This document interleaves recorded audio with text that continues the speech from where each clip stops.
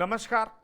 बिहार की बात में आपका स्वागत है। मैं हूं पंकज कुमार। इस खास पेशकश में हम चर्चा करेंगे कि प्रधानमंत्री का दौरा शाहाबाद क्यों हो रहा है।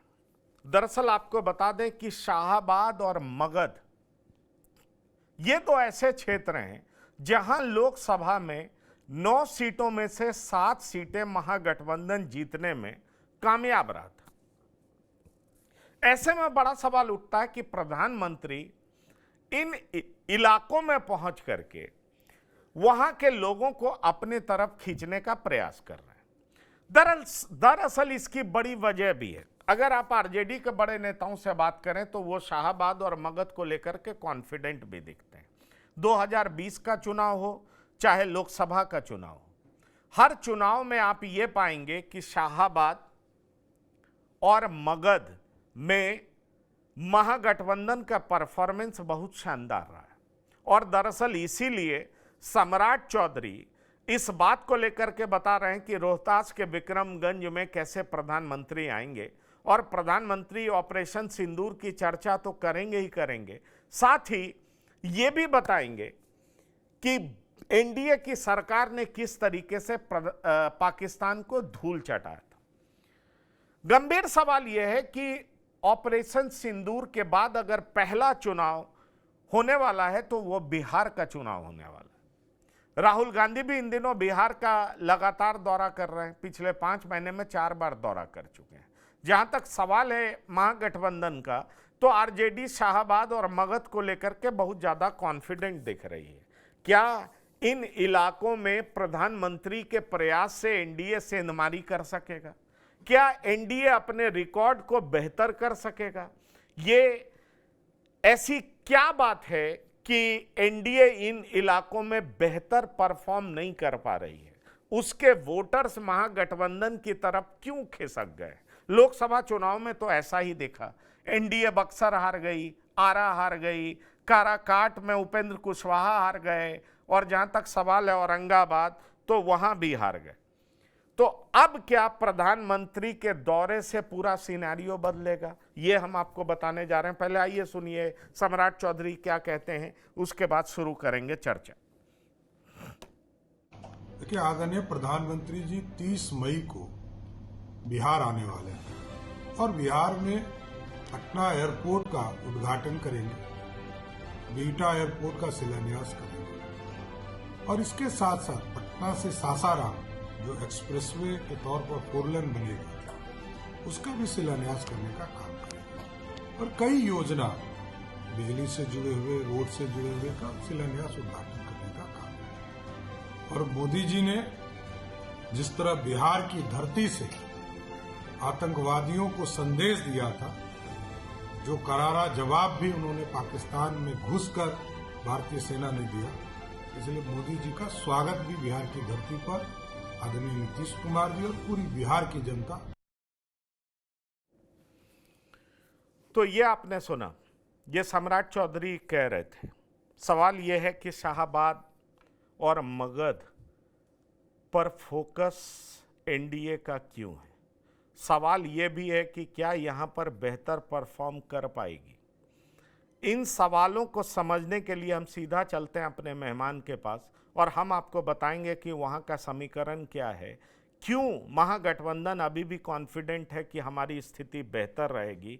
इस बात को समझने का प्रयास करेंगे। हमारे साथ, आप नाम ठीक कर लीजिए, पीसीआर, ये संतोष सिंह जी हैं, वरिष्ठ पत्रकार हैं। आपका बहुत स्वागत है संतोष सिंह जी। डॉक्टर संजय कुमार हमारे साथ जुड़े हैं, राजनीतिक विश्लेषक हैं, आपका भी बहुत स्वागत है। और साथ ही साथ हमारे साथ श्याम किशोर चौबे जी जुड़े हैं, आपका भी बहुत स्वागत है। मैं सीधा जाना चाहूंगा संतोष सिंह जी के पास। संतोष सिंह जी, मेरा सवाल आपसे यह है कि शाहाबाद और मगध पर एनडीए बहुत फोकस कर रही है, ऐसा दिखाई पड़ रहा है। जहां तक महागठबंधन का सवाल है, महागठबंधन इन इलाकों में बेहतर ही करेगी, महागठबंधन को भी कॉन्फिडेंस है। आप क्या देख पा रहे हैं कि प्रधानमंत्री के विजिट से क्या असर पड़ेगा? क्या एनडीए अपने टैली में सुधार कर पाएगी, बेहतर कर पाएगी विधानसभा चुनाव में? देखिए, आपको याद होगा तो प्रधानमंत्री लोकसभा की शुरुआत भी औरंगाबाद से किए थे, चुनाव प्रचार का अभियान, चुनाव की घोषणा से पहले। तो ये कहना बहुत मुश्किल है कि प्रधानमंत्री की सभा से कितना बड़ा फर्क पड़ेगा। देखिए, वहां का जो कास्ट इक्वेशन है ना, वो इक्वेशन 2020 के विधानसभा चुनाव में चिराग के खड़ा होने की वजह से थोड़ा टूटा। खास करके सवर्णों का गुस्सा नीतीश कुमार से था और उस गुस्से के शिकार बने नीतीश कुमार के अधिकांश उम्मीदवार हार गए। आप देखेंगे कि वही इलाके हैं जिस इलाके से राजद सबसे ज्यादा बेहतर परफॉर्मेंस किया, जबकि वो कभी राजद का इलाका रहा नहीं। लेकिन लोकसभा में भी उनकी जीत हुई। वहां भी लोकसभा चुनाव में अगर आप देखिएगा तो वहां भी जीत की वजह सवर्ण वोटर का बंटवारा रहा। औरंगाबाद में कुशवाहा वोटर राजपूत को वोट नहीं किया तो उसका असर आपको यहाँ देखने को मिला। काराकाट में काराकाट का असर कुशवाहा को राजपूत वोट नहीं दिया तो उसका असर आरा में देखने को मिला। तो ये 3 सीट तो इसी वजह से एक दूसरे को वोट नहीं देने की वजह से, मतलब एनडीए के वोट का खुद का बिगड़ाव की वजह से वो चुनाव हारे। पाटलिपुत्रा की बात करें तो रामकृपाल लगातार चुनाव जीत रहे थे और हर बार का मार्जिन बहुत ही मामूली मार्जिन से, मतलब 20-25 हजार से उनकी जीत होती। आपा माले इस बार वोट ट्रांसफर कराने में कामयाब हुए तो रामकृपाल चुनाव हार गए।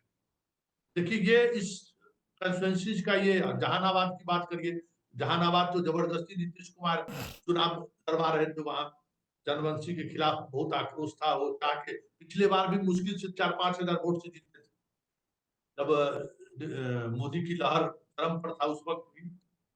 ये कोई कहना मुश्किल होगा कि मोदी के आने के बाद क्या होगा। देखिए, अब बिहार में मोदी के आने और जाने की बात नहीं रही।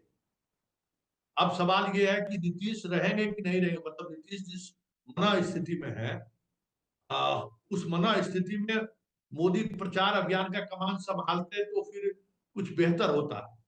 लेकिन जो अघोषित युद्ध हुआ है उसके बाद बहुत सारी चीजें बदल गई। अभी बीजेपी का हाल ये है कि तिरंगा यात्रा 3 दिनों से चल रहा है। बीजेपी अपने इस तरीके की मोबिलाइजेशन के, मतलब खास करके राष्ट्र के उभार के मुद्दे पर जो चीजें हो रही हैं, गिरिराज सिंह जैसे लोग भी ट्वीट या सोशल मीडिया पर जो बातें लिख रहे हैं वो भी कहीं न कहीं जन दबाव में है। तो एक छवि, मोदी की छवि थी कि भाई एंग्री यंग मैन का, इस बार तो पाकिस्तान को ध्वस्त कर देगा। तो वो उस एंग्री यंग मैन वाली छवि से जो प्रभावित उनके वोटर थे, उस शाहाबाद इलाका में ज्यादा है। फौज में सबसे ज्यादा लोग बिहार में उसी इलाके में है। इसलिए बहुत मुश्किल है कहना मोदी वहां आकर क्या करेंगे।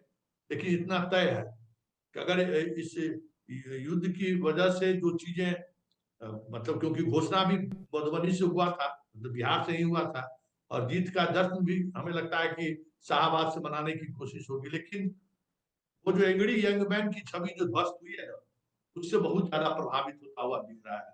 इसलिए उस इलाके के सभा को सफल सभा बनाने के लिए बीजेपी के नेताओं को, क्योंकि 30 जून के समय में जबरदस्त भीषण गर्मी रहेगी, उस समय बहुत मुश्किल होगा, मतलब लोगों को मोबिलाइज करना भी कि सभा में आएगी। नहीं, चलिए संतोष जी, ये पता नहीं अपना अपना देखने का तरीका है, पर ये अगर आप वॉर की बात करें, मैं चाहूंगा हमारे साथ 2 गेस्ट और भी हैं, वो भी आए इस डिबेट में।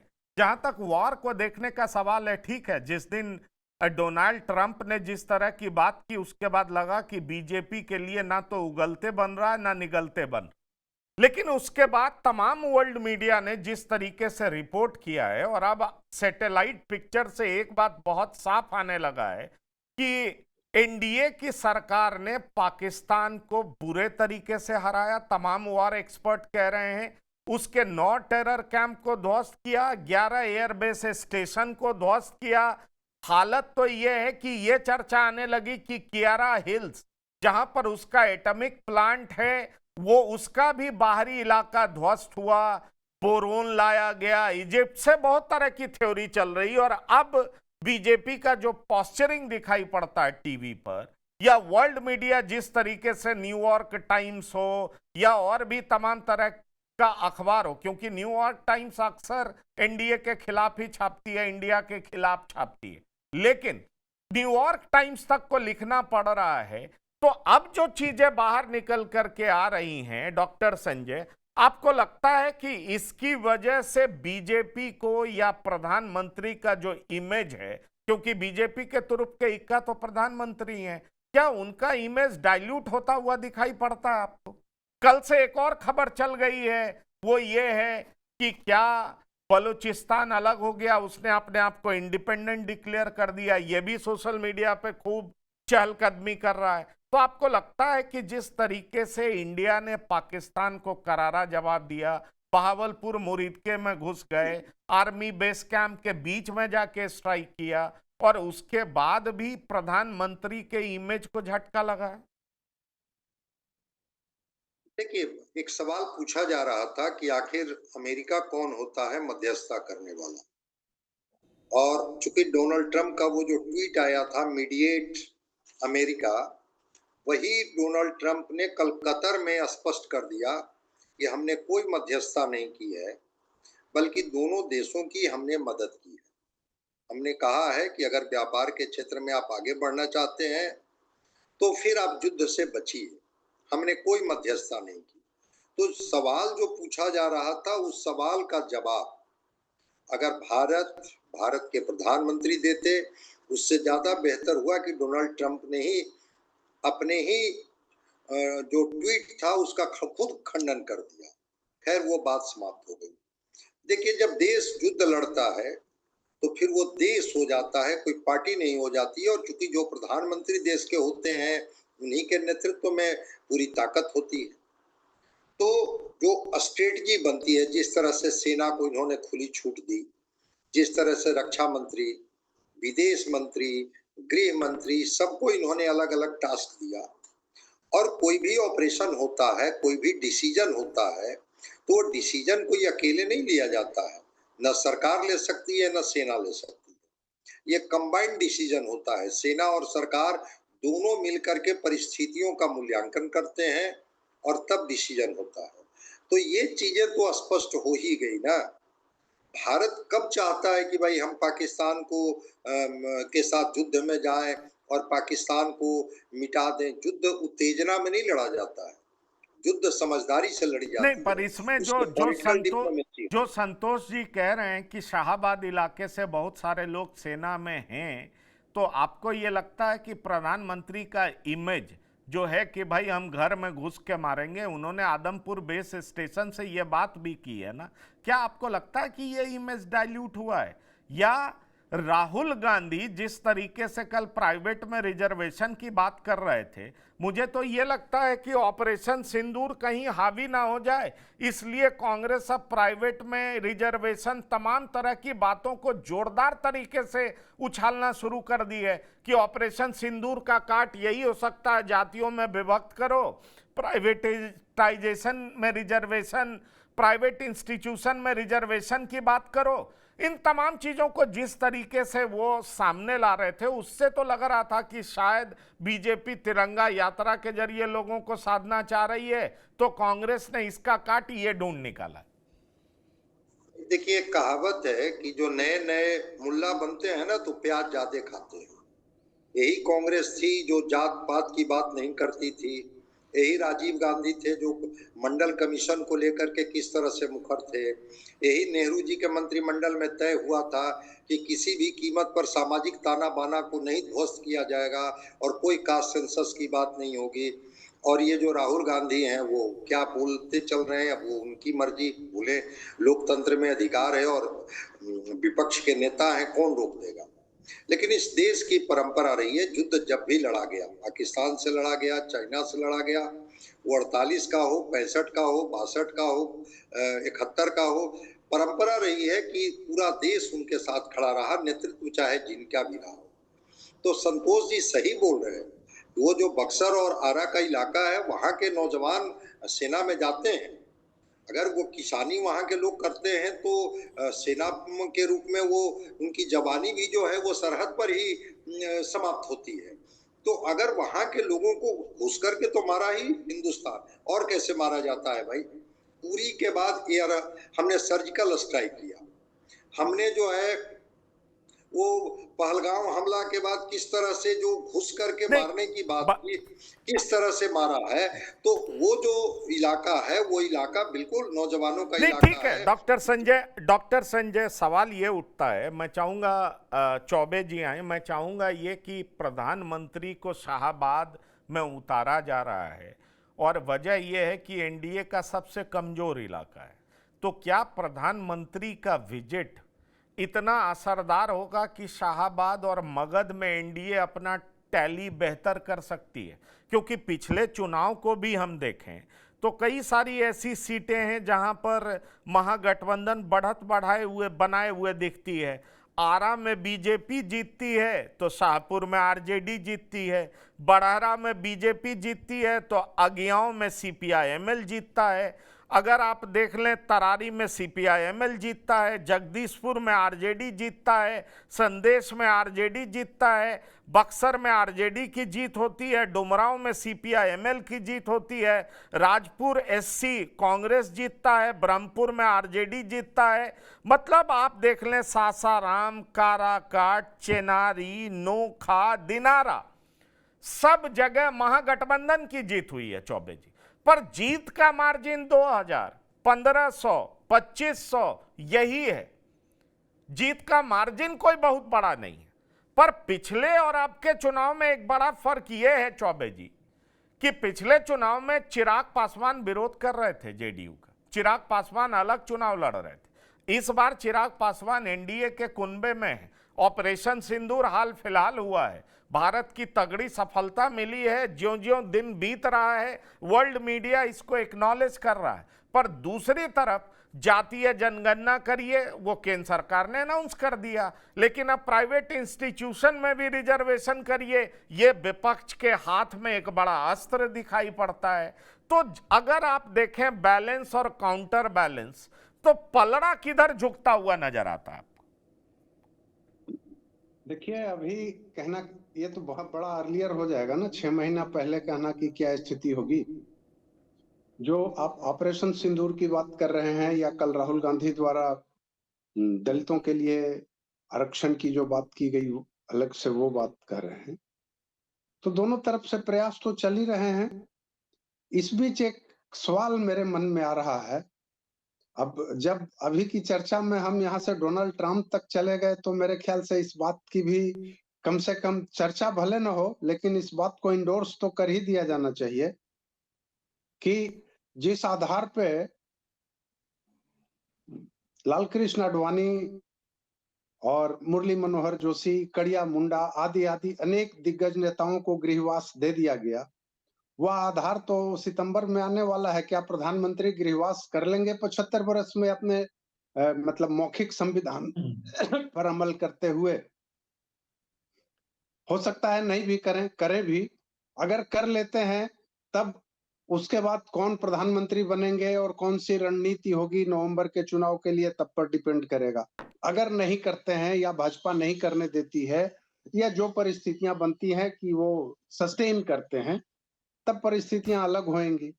रही बात, अब जब हम लोग ऑपरेशन सिंदूर की चर्चा कर रहे हैं, तो ये ऑपरेशन सिंदूर देश के लिए था, पूरे देश के लिए था, देश की अस्मिता के लिए था, देश के लोगों के लिए था और एज होल भारत देश के लिए था। ये केवल बिहार के लिए नहीं था, सीधी सी बात। और क्या इसका बिहार में इस्तेमाल इसीलिए किया जा रहा है? अब जैसे आप जो सुना रहे थे कि वो मंत्री जी बोल रहे थे कुछ इस लहजे में कि इस चुनाव से हमें फायदा मिलेगा, तो क्या ये माना जाए कि प्रधानमंत्री ने पहलगाम घटना के बाद जिस प्रकार से बिहार में रैली की, क्या इसी के लिए किया था? मैं इसको नहीं मानता हूं, ऐसा नहीं हो सकता है। भारत का प्रधानमंत्री ऐसा नहीं कर सकता है। लेकिन हाँ, थोड़ा लाभ तो इसका मिलता है। जब कोई बड़ी घटना होती है जिसकी विश्व स्तर पे चर्चा हो और जिसका वैश्विक प्रभाव हो और जिससे देश को फायदा मिला हो, जिससे देश का नाम रोशन हुआ हो, ऊंचा हुआ हो, देश का सीना गर्व से फूला हुआ हो, उसका फायदा तो मिलता ही है। लेकिन अगर जबरन फायदा लेने की, बलात् फायदा लेने की, जानबूझकर फायदा लेने की कोशिश की जाएगी, तो शायद उल्टा भी पड़ सकता है। चलिए, आपकी इसलिए आपकी कि बात लोग अब आपकी वैसे बात नहीं रह गए। आपकी बात श्याम किशोर चौबे जी मान भी लेते हैं, उल्टा भी पड़ जी, सकता है, लेकिन पॉलिटिकल एडवांटेज तो सारी पार्टियां लेती रही, उसमें क्या जी, बीजेपी क्या कांग्रेस, ये डिपेंड जी, करता है कि कब किसका शासन है। और बीजेपी जी, तो कहती है ना डबल इंजन की सरकार है, एक तरफ हमारे जी, पास इतने सुयोग्य, यशस्वी, तरह तरह का एडजेक्टिव यूज करती है, माइटी, डिसाइसिव, ये सब शब्द प्रयोग करती है, प्राइम मिनिस्टर हैं, तो दूसरी तरफ बिहार में विकास पुरुष नीतीश कुमार हैं, डेवलपमेंट के परिचायक नीतीश कुमार हैं, इसलिए डबल इंजन की सरकार होनी चाहिए। मैं संतोष जी आपसे पूछना चाहता हूं कि जैसे लोकसभा चुनाव में आपने कहा कि इसलिए बीजेपी हार गई क्योंकि कुशवाहा वोट खिसक गया और फिर आरजेडी ने उसका बदला लिया। काराकाट में माफ करिएगा, काराकाट में राजपूत ने नहीं दिया, तो औरंगाबाद में इस तरह की दिक्कत हो गई, राजपूत बनाम कुशवाहा, इस तरह का पॉलिटिक्स चल गया। अब उपेंद्र कुशवाहा राज्यसभा के सांसद हैं, उपेंद्र कुशवाहा पूरे तरीके से एनडीए में हैं, सम्राट चौधरी बीजेपी के बड़े नेता हैं, फिर भी आपको लगता है कि कुशवाहा समाज और खास तौर पर नीतीश कुमार मुख्यमंत्री हैं और उनके नेतृत्व में चुनाव लड़ा जाएगा, तो शाहाबाद की परिस्थिति जो पिछले चुनाव में दिखाई पड़ी है, वोटों का अंतर बहुत ज्यादा नहीं दिखाई पड़ा है, तो ऐसे में आपको लगता है कि ये जो शाहाबाद का रिजल्ट है वो इस चुनाव में भी वही रहने वाला है, महागठबंधन उसी तरीके से परफॉर्म करने वाला है, या ये उलट भी सकता है, और वजह क्या है वो हमने आपके सामने रख दिया। देखिए पंकज जी, उपेंद्र कुशवाहा हो चाहे सम्राट चौधरी, इनका चुनावी इतिहास देखिएगा तो दोबारा ही कभी चुनाव जीते नहीं। वजह क्या है? जैसे यादव जाति है ना, वैसे कुशवाहा भी जहां जहां जिस इलाके में है वहां बाकी सब बैकवर्ड जो है वो अलग नरे तरीके की राजनीति करना शुरू कर, क्योंकि ये भी देखिए अपने यहाँ बिहार में आप भी मनोज जी समझ सकते हैं पंकज जी, एग्रीकल्चर सोसाइटी बहुत ज्यादा है। जिस तरीके से यादव बदनाम है भैंस लेके फसल चुराने का, उसी कुशवाहा बदनाम है आरी तोड़ने। जिस इलाके में दोनों है उस इलाके में बाकी सारा समाज इन लोगों के खिलाफ चल जाता है। इसलिए कुशवाहा समाज में कोई एक नेता कभी, अब देख रहे हैं दो बड़े चेहरे नाम आ रहे हैं लेकिन दोनों चुनाव में, कारण उसका वही है, जहां आप डोमिनेंस की स्थिति में आएंगे, चाहे यादव होइए चाहे कुशवाहा होइए, वो लोग अपने तरीके से शिफ्ट कर रहे हैं। लेकिन शाहाबाद और मगध में समस्या क्या है ना, वहां का सवर्ण बड़ी अतिवादी है, और नीतीश कुमार पिछले 2005 से उन्होंने जो राजनीति की है ना, उसमें आप देखिएगा कि अब जहानाबाद कॉन्स्टिट्यूंसी लोकसभा चुनाव वहां भूमियार सांसद बनता रहता था, नीतीश कुमार प्रयोग करते रहे, तो भूमियार के सेंटीमेंट चोट, और उस सेंटीमेंट के चोट पहुंचने की वजह से जो वहां उनका उम्मीदवार हारे बुरी तरह से, वहां अरुण कुमार खड़ा हुआ, लोग वोट करके विधानसभा लोकसभा और इसी तरह 2020 की विधानसभा चुनाव देखिए बहुत, तो आप बहुत ऐसा मौका कम ही आता है लोग जहां ठीक है प्रधानमंत्री चेहरा देख के लोग वोट कर देता है, मुख्यमंत्री चेहरा देख के वोट कर देता है, ये हमेशा नहीं चलता। बेगूसराय में मुनाजिर हसन को चुनाव जिता लिए नीतीश कुमार, फिर दोबारा मुनाजिर हसन को वहां से नहीं जिता पाए, अंततः फिर गिरिराज सिंह के पास जाना पड़ा। कुछ सोशल कॉम्बिनेशन ऐसा है ना, जिस कॉम्बिनेशन को आप तोड़ना चाहिएगा तो नहीं टूटेगा। लहर रहे, मान लीजिए लहर समय दो आप तोड़ दीजिए, जब लहर नहीं रहेगा ना तब आप नहीं तोड़ सकते। ये 2025 का चुनाव बिना लहर वाला था। और एक बात समझ लीजिए, बिहार 2025 के चुनाव में पता चला कि एक मुखिया प्रशांत किशोर की पार्टी से खड़ा होकर 20,000 वोट लाके किसी को हरा दे। न मोदी को लेकर कोई आकर्षण है, न नीतीश कुमार को लेकर कोई आकर्षण है। हाँ, बिहार में एक एजेंडा है, जिस एजेंडे को दोनों चाह रहे हैं कि बना रहे, वो है लालू का जंगल राज का एजेंडा। भाई वो लालू आएगा फिर वही राज लौट आएगा। उस दौर में जो लोग रहे हुए हैं जैसे भी मीडिया इस तरीके से दिखाई हो या जो भी हो, उस दौर में तो हम लोग मान लीजिए स्कूल में थे, फिर बाद में कॉलेज में आए तो बिहार को उस तरीके से नहीं देखे, संजय सर उस तरीके से देखे होंगे, लोग शिहार उठते हैं लालू के फिर से सत्ता में वापसी की बात करते हैं। का इम्पैक्ट जो जितना बुरा ले, देखिए मोदी और नीतीश कुमार कितना डबल इंजन की सरकार बात कर ले, बिहार आएंगे तो सिर्फ जंगल राज के नाम पर वोट मांगेंगे और पब्लिक को डराएंगे कि आप गलती करिएगा तो लालू आ जाएगा। इनके पास कोई एजेंडा नहीं है, कोई डेवलपमेंट मॉडल नहीं है। नीतीश कुमार भी 2010 के बाद सिर्फ लालू को ही दिखा के जीत रहे हैं और मोदी भी लालूए का चेहरा दिखाकर जीत रहे हैं। इन लोग कोई ऐसा डेवलपमेंट का मॉडल बिहार में नहीं है दोनों के लिए कि जो कोई मॉडल दिखा के आप जीत लीजिए, वोट मांगिए। हाँ लालू है, लालू के सहारे आप घोषणा कर लीजिए। बात राहुल गांधी का की भी चर्चा हुई, राहुल गांधी की चर्चा हुई तो एक बात हम पता है, राहुल गांधी जिस कॉन्स्टिट्यूएंसी को एड्रेस कर रहा है ना, वो कॉन्स्टिट्यूएंसी सबसे ज्यादा कल प्रतिक्रिया किसकी आई? नीतीश कुमार कैंप का है, चाहे उसका संजय झा हो, मनीष वर्मा हो, सारे प्रदेश अध्यक्ष से लेकर बीजेपी की प्रतिक्रिया कम आई, क्योंकि वो आप योजनाओं के सहारे आप उसको जोड़े। मान लीजिए अति पिछड़ा का जो पॉलिटिक्स आपने खेला या फिर महादलित का जो पॉलिटिक्स खेला आपने बिहार में, अब वो एक सेचुरेटेड जगह पर पहुंच गया है और वहां आप पहुंच नहीं पा रहे। जहां कल राहुल पहुंचा है, जिस हॉस्टल में हम दरभंगा में रहे हैं ईटीवी में, जिस हॉस्टल में वहां पहुंचा है, उस पूरे दरभंगा कमिश्नरी का समझिए कि 300 दलित स्टूडेंट वहां रहता है और अगर वहां वो पैदल पहुंच कर संदेश देने में कामयाब हो गया, कल संजय सर लोग उनके साथ फिल्म देखे हैं।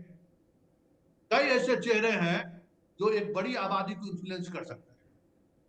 तो राहुल उस राजनीति का क्या इंपैक्ट पड़ेगा ये कहना मुश्किल है, क्योंकि फिर लालू राज वाली स्थिति है। लेकिन नीतीश की पार्टी की घबराहट, वाजिब घबराहट, ने नहीं सोचा था कि दरभंगा में इनको हम सभा से रोक देंगे और राहुल गांधी अगर पैदल चल दिया तो पंकज जी हम आपको बताए तो भी उसके साथ काम करने वाले लोग कल थे, जो भी सलाह देने वाले, वहां एक मुसर टोला है, पंडितों का बहुत बड़ी आबादी है दरभंगा।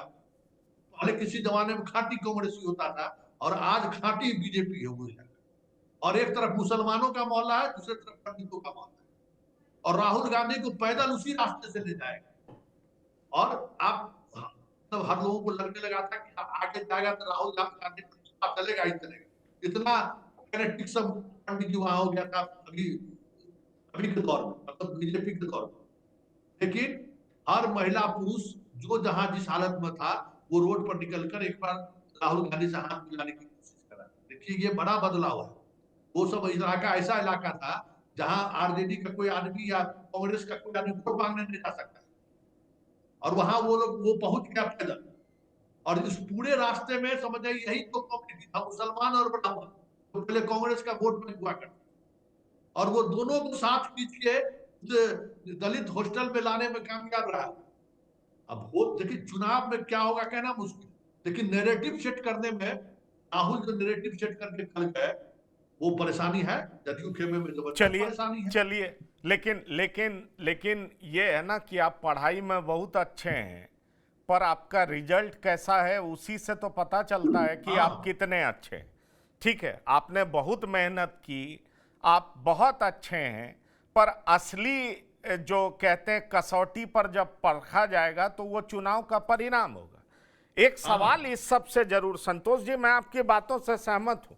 दरअसल जिस तरीके से राहुल गांधी जातीय जनगणना का राग अलाप रहे हैं, एक बात तो उनको समझ में आ गया है कि कांग्रेस से जो कांग्रेस का पास रिकॉर्ड है उससे उलट चलना होगा, और उलट चलना होगा तो इस लेवल पर बात नहीं करेंगे तब तक हमारे पास वोट नहीं आएगा, और इसीलिए वो लगातार बात करते हैं और महागठबंधन उनसे दूर रहता है। और महागठबंधन दूर रहता है तो सवाल फिर यही उठ रहा है, जैसे मुसलमान उनको खूब पसंद कर रहा है, पर अगर महागठबंधन से अलग स्टैंड लेके चुनाव लड़ेंगे, क्योंकि कल कोई महागठबंधन का नेता तो दिखा नहीं, आरजेडी का नेता तो दिखा नहीं। राहुल बिहार आए, आरजेडी का नेता ना हो, तेजस्वी यादव कहीं दूर दिखाई पड़े, तो एक ये भी तो मैसेज जाता है कि राहुल क्या अलग रास्ता अख्तियार कर रहे हैं। डॉक्टर संजय, सवाल फिर वही उठता, राहुल जातीय जनगणना को खारिज करते हैं, वो कहते हैं फेक जातीय जनगणना है। तेजस्वी उसके लिए अपनी पीठ थपथपाते हैं। और सबसे बड़ा मुद्दा भी यही है, ये कोई दूसरा तीसरा चौथा मुद्दा नहीं है, सबसे बड़ा मुद्दा यही है महागठबंधन का। ऐसे में जो डिफरेंस है उसको देखते हुए आपको लगता है कि ये जो मतांतर, तेलंगाना मॉडल, उस पे जातीय जनगणना करने की बात, और आरजेडी कहती है नीतीश के साथ हम ही ने तो जातीय जनगणना करा है, तो आपको ये दिखाई पड़ रहा है कि ये सारे डिफरेंसेस महागठबंधन के लिए और भी प्रॉब्लमेटिक हो सकता है, क्योंकि महागठबंधन अभी भी एकजुट नहीं दिखाई पड़ रहा है, और एकजुट दिखाई नहीं पड़ेगा, और अब चिराग भी एनडीए में साथ हैं, तो क्या इसका असर शाहाबाद मगध में दिखेगा? आज तो पी चिदम्बरम साहब का बयान आया है महागठबंधन की एकजुटता को लेकर के, और उन्होंने कहा कि नहीं, महागठबंधन में एकजुटता तो मुझे नहीं दिखती। सलमान खुर्शीद साहब के तरफ उन्होंने इशारा किया कि ये उस कमेटी में है, इनसे पूछिए। और सलमान खुर्शीद ने भी कहा कि हाँ, जब तक महागठबंधन एकजुट नहीं होगा तब तक बेहतर परिणाम की उम्मीद नहीं की जा सकती। ये दो बड़े कांग्रेस के दिग्गज नेता हैं जिनके आज के बयान है। अब रह गई बात जो आप इशारा कर रहे हैं कि आरजेडी वहां नहीं दिखती है, लेफ्ट वहां नहीं दिखती है, तो कांग्रेस के दो धड़े हैं बिहार में, एक पुराने एक नए, दोनों धड़ों की अपने अपने तरीके की समझ है। एक धड़ा कहता है कि एक बार बिहार में अपने दम पर थोड़ा ताकत लगाई जाए, और वही जो इनका कॉम्बिनेशन रहा है, दलित, पिछड़ा, मुस्लिम, अगड़ा का एक कॉम्बिनेशन बना करके हमारे पास खोने के लिए क्या है, एक बार मैदान में चला जाए। एक धड़ा कहता है कि नहीं, जो सोशल कॉम्बिनेशन है, जो जातीय समीकरण है, वो बिना आरजेडी के हम लोगों का पूरा नहीं होता है। आरजेडी और लेफ्ट जब तक हम लोगों के साथ मिलेगी नहीं, फिर 2010 की तरह हम 4 सीट पर आकर के ठहर जाएंगे।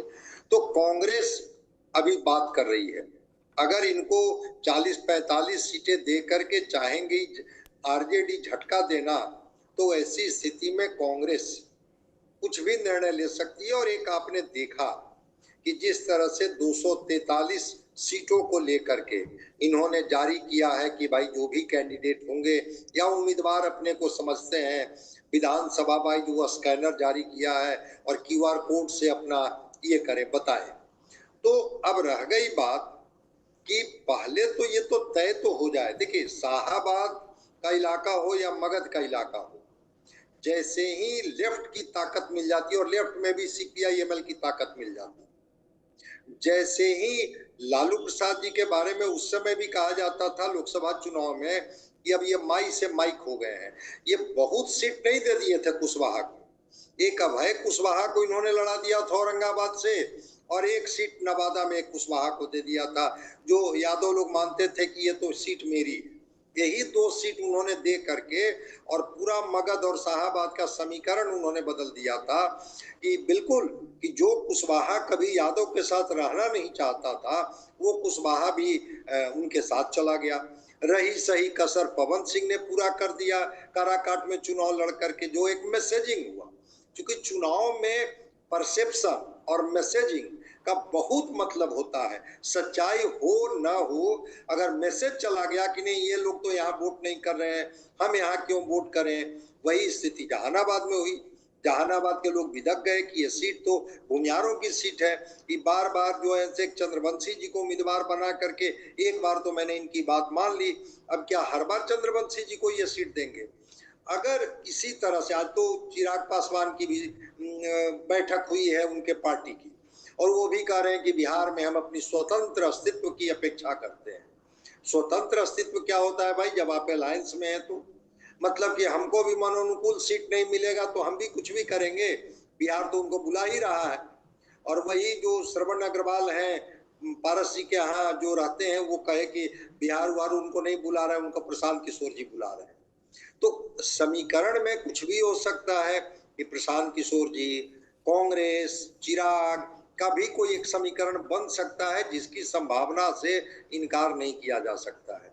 तो जिस शाहाबाद और जिस मगध की बात कर रहे हैं, बिहार विधानसभा का भी जो इस बार का समीकरण है 20 का, उसमें ये शाहाबाद और मगध दोनों जगह मैक्सिमम सीटें एनडीए हार गई थी। वहां कोई प्रभाव नहीं था। 19 में 39 सीट जीतने वाली एनडीए 20 में जरा शाहाबाद और मगध के जिला वाइज एक एक विधानसभा को निकाल करके देख लीजिए, मैक्सिमम सीटें जीती हुई है एनडीए, इंडिया गठबंधन जीती हुई है। और वो इंडिया गठबंधन लोकसभा में भी उसकी पुनरावृत्ति कर दी जब 24 का चुनाव हुआ। अब उस अभेद्य दुर्ग को तोड़ना, जिसमें लेफ्ट भी है, एक कॉम्बिनेशन भी उन्होंने बना लिया। यादव कुशवाहा नजदीक आते हुए भी दिखे, हालांकि बाई इलेक्शन में वैसा रिफ्लेक्शन नहीं दिखा। ठीक है, लेकिन उपेंद्र कुशवाहा ने, एक लाइन में कहा कि अपनी बात को समाप्त करूंगा, उपेंद्र कुशवाहा ने कहा कि अगर जो गलती लोकसभा में पार्टी ने की है, अगर वही गलती या उसमें कोई सुधार नहीं करेंगे तो बहुत अच्छे रिजल्ट की उम्मीद शाहाबाद में नहीं की जा सकती है। ये उपेंद्र कुशवाहा जी का बयान है।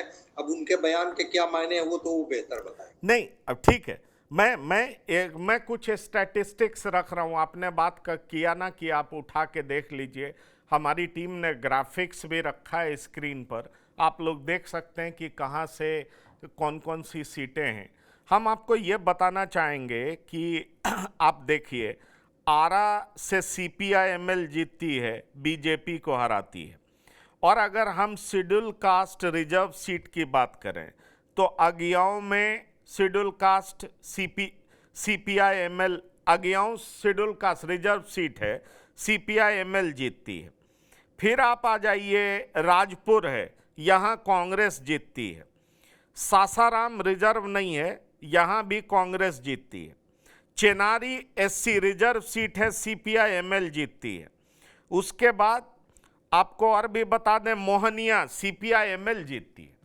मैं यही श्याम किशोर चौबे जी जानना चाह रहा हूं कि जो कांग्रेस जिस तरीके से दलितों में प्रयास कर रही है, और सीपीआई-एमएल को भी लगता है ये हमारा वोट बैंक है, और महागठबंधन में तकरार इसी बात का तो है, जहां पर राहुल गांधी दिखते हैं वहां लेफ्ट भी नहीं दिखता है। जबकि बीपीएससी के विरोध में जब प्रदर्शन करना था तो कांग्रेस के साथ लेफ्ट दिखता था, यहां आरजेडी अलग दिखाई पड़ती थी, यहां लेफ्ट भी साथ कांग्रेस के नहीं दिखाई पड़ रहा है।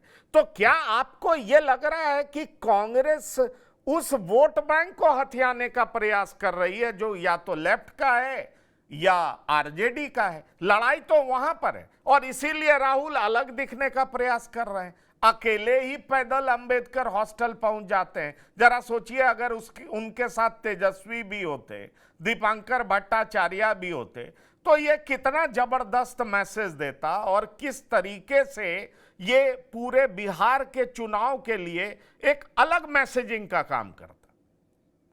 देखिए पंकज जी, ऐसा है कि शाहाबाद की में जो 22 सीटें हैं विधानसभा की, 22 में 2 पे बीजेपी आई थी पिछली बार, केवल 2।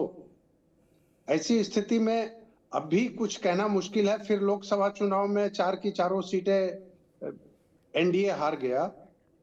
अब भी जो स्थिति है, आप जो बोल रहे हैं कि राहुल गांधी कल दरभंगा में अंबेडकर हॉस्टल में जिस प्रकार अकेले गए, बाकी सभी जाते, तेजस्वी यादव साथ रहते, दीपांकर भट्टाचार्य साथ रहते, वो रहते तो अलग चीज है, लेकिन सब लोग अपना अलग अलग भी तो कुछ इंफ्रास्ट्रक्चर खड़ा करना चाहता है, वोट बैंक खड़ा करना चाहता है।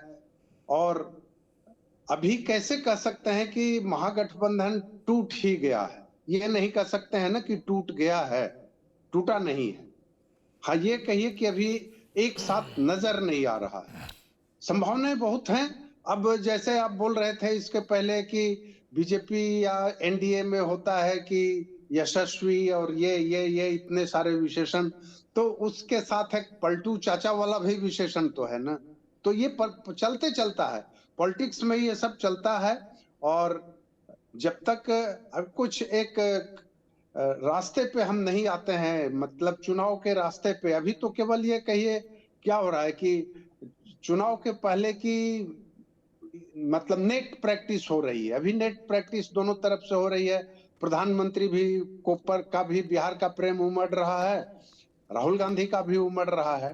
लेकिन एक चीज आप खासियत मानेंगे बिहार होने का, एक मतलब मैं जो मेरी समझ में आ रहा है, बाकी स्टेट्स में भी चुनाव हुए, हम कांग्रेस की भी बात मैं कर रहा हूं, कांग्रेस एक, उनको अगर मानते हैं कि राहुल गांधी ही उसको लीड कर रहे हैं, तो राहुल गांधी बाकी स्टेट्स में इतने दौरे उन्होंने नहीं किए थे जितना बिहार में कर रहे हैं। ये तीसरा या चौथा दौरा था नहीं, उनका, और अभी यही तो इंटरेस्टिंग पहलू है। आपने मेन बात कह दी, और यही एक सवाल का छोटा आंसर मैं संतोष जी से लेना चाहूंगा। आपने बड़ी बात कह दी, राहुल गांधी ने इतना दौरा नहीं किया, तो राहुल गांधी के इतने दौरे का मतलब क्या है? क्या Rahul Gandhi EBC OBC schedule caste politics के अकेले चैंपियन बनना चाहते हैं? और दूसरी बड़ी बात, बस 2 लाइन का आंसर चाहूंगा संतोष जी, और दूसरी बड़ी बात, एनडीए एक तरफ ऑपरेशन सिंदूर और कहेगी जातीय जनगणना कराने का अनाउंसमेंट तो हमने किया, ये यूपीए 2004 से 14 के बीच में कर नहीं पाई। उसमें मुलायम सिंह भी थे, लालू यादव भी थे, और यही राहुल गांधी ऑर्डिनेंस फाड़ने वाले भी थे। अगर ऑर्डिनेंस फाड़ सकते हैं, पूरा कानून बदलवा सकते हैं, तो जातीय जनगणना इन्होंने क्यों नहीं कराया? और इस दोनों का कंबाइंड फायदा लेने का प्रयास एनडीए करेगी, और इसका असर शाहबाद और मगध में भी होगा, आपको ऐसा लगता है? क्योंकि जीत और हार का मार्जिन बहुत कम है। देखिए, आप कोट एंड कोट वाला सवाल करते हैं, यस और नो में सवाल का जवाब तो दे सकते हैं, लेकिन एक बात समझ लो पंकज जी, सीधी बात, कल पूरे बिहार में 70 सभा हुई है कांग्रेस की, शायद ये जानकारी आप तक नहीं हो, और कोई राहुल गांधी की वजह से वो आपकी जानकारी में है। और देश स्तर पर जितने भी बड़े यूथ लीडर हैं, सलमान खुर्शीद क्या कर रहे हैं, चिदम्बरम क्या कर रहे हैं, वो आपको कांग्रेस का वो मोदी फैक्टर है, अब उनकी बात है।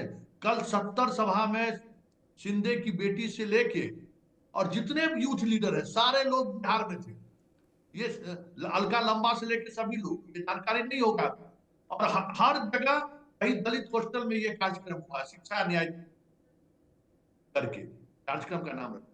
देखिए, सीधे तौर पर ये जान लीजिए कि जो बैकवर्ड पॉलिटिक्स है ना बिहार में, यादव और मुसलमान छोड़ के आरजेडी के साथ कोई जुड़ना नहीं चाहता, और ये बात राहुल गांधी समझ, आपने बड़ी बात कह दी, आपने बड़ी बात कह दी। और जिस स्पेस को अभी तक नीतीश भरते आ रहे थे, उसको कांग्रेस भरने का प्रयास कर रही है। आपने मैं आपका जवाब समझ गया। बहरहाल समय की सीमा हम लोग पार कर चुके हैं, और भी डिबेट करते तो मजा आता, लेकिन डॉक्टर संजय कुमार, संतोष कुमार जी और श्याम किशोर चौबे जी, आप तीनों मेहमानों का बिहार की बात में शिरकत करने के लिए बहुत बहुत धन्यवाद और शुक्रिया। तो बिहार की बात में इतना ही। ताजा तरीन खबरों के लिए आप लगातार देखते रहिए TV9। धन्यवाद, नमस्कार।